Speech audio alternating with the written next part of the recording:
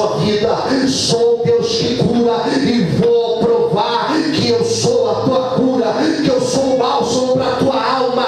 Eu sou Deus que restaura e eu vou provar que a tua casa está nas minhas mãos e que eu sou Deus que ainda restauro casas. Eu sou Deus que ainda alcança o coração de pedra. Eu sou Deus que ainda muda a história de pessoas para a honra e glória do nome dele. Aleluia!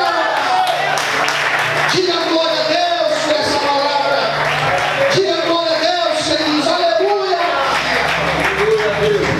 Então, queridos, a Bíblia vai falar que Jó passa por essa provação.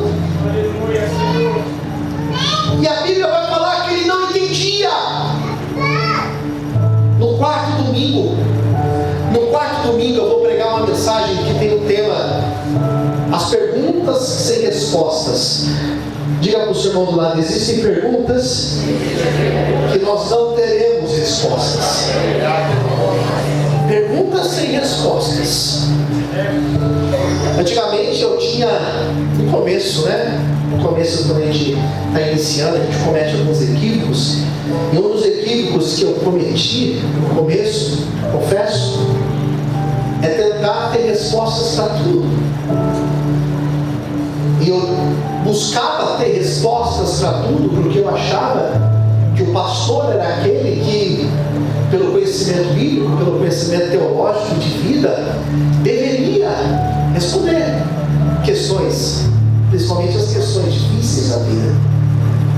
Até que eu comecei a me deparar com algumas questões, eu falava: eu não sei.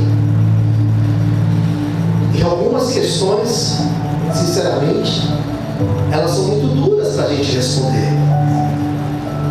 Você acha que você tem respostas para tudo, até no dia que você encontra uma mãe tendo que enterrar um filho de forma precoce, um filho bom, um filho que andava na presença de Deus.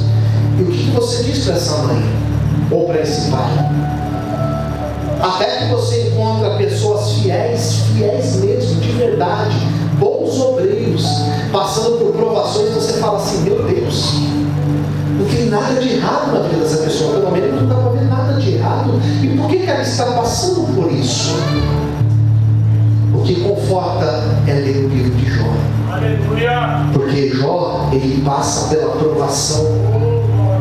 Só que no final da sua provação, capítulo 42 de Jó, ele foi honrado, ele foi restituído e ele foi curado por Deus. Por isso que se eu não tiver resposta para te dar nessa manhã, porque da tua luta, porque da tua crise, porque do teu problema, eu tenho uma garantia para te dar: o Deus que restituiu Jó, ele continua vivo e fiel, e ele continua curando, restaurando. E eu quero profetizar que a tua história, ela não vai acabar aqui. A tua história não acaba hoje, o teu livro não acaba hoje.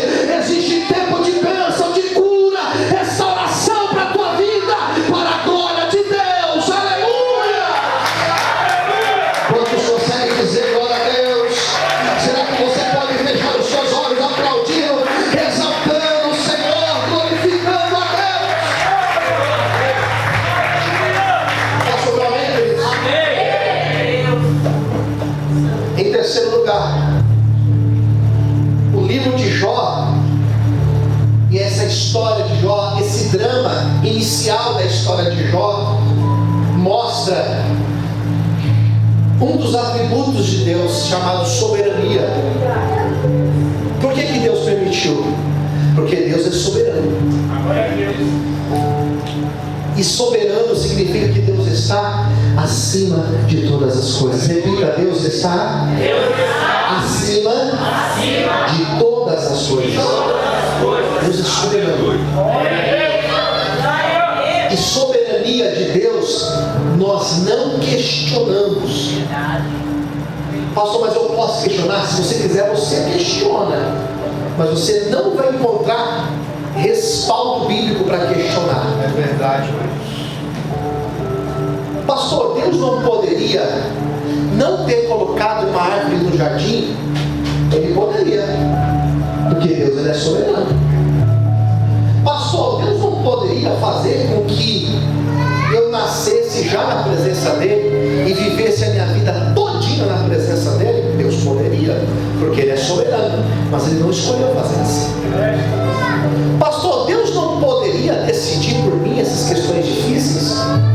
Deus não poderia me tirar dessa situação, ao invés de permitir que eu caísse na tentação ou na provação? Pois é, Deus é soberano, te deu o livre-arbítrio. Por isso que está lá em Tiago: ninguém diga que de Deus é tentado, porque Deus não tenta ninguém. Deus prova, Deus não tenta. Repita: tentação, provação. São duas coisas distintas. Tentação vai te fazer cair. Quem tenta? Diabo. Mateus capítulo 4: Jesus foi levado ao deserto para ser tentado pelo diabo. O diabo te tenta. O diabo coloca situações para você tentar.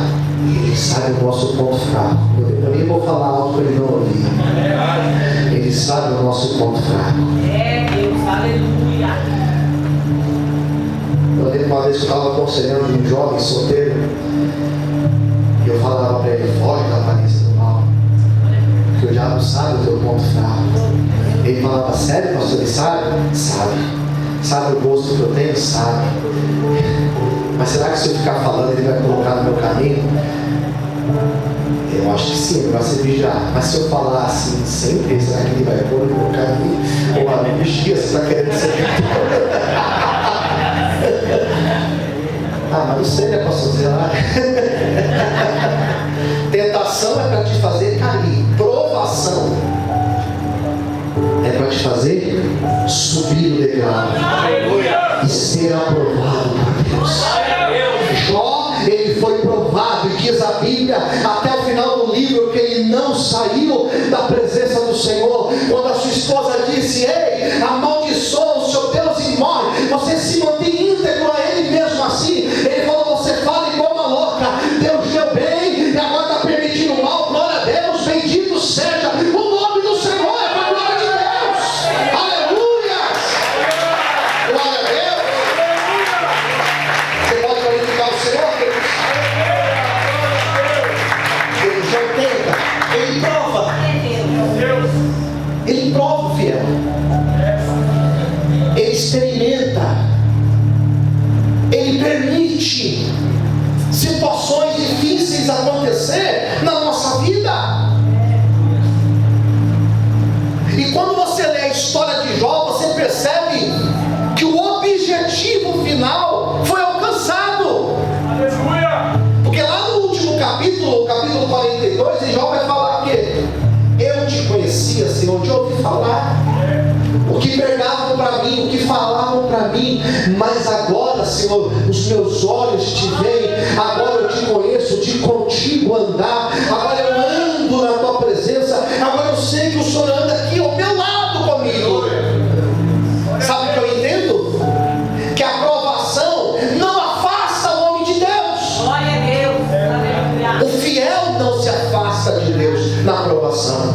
O fiel não se afasta de Deus quando ele passa pelo desemprego, porque aqui tem crente bom que já passou por desemprego e se apegou mais ainda com Deus, e Deus bradou na vida dele. A doença não afasta o crente da presença de Deus, porque tem crente aqui que tem dores e estão na presença do Senhor, tem crente aqui que tem problemas crônicos e estão na presença de Deus do mesmo jeito, louvando e exaltando o nome do Senhor. A prova não afasta, a prova nos aproxima de Deus.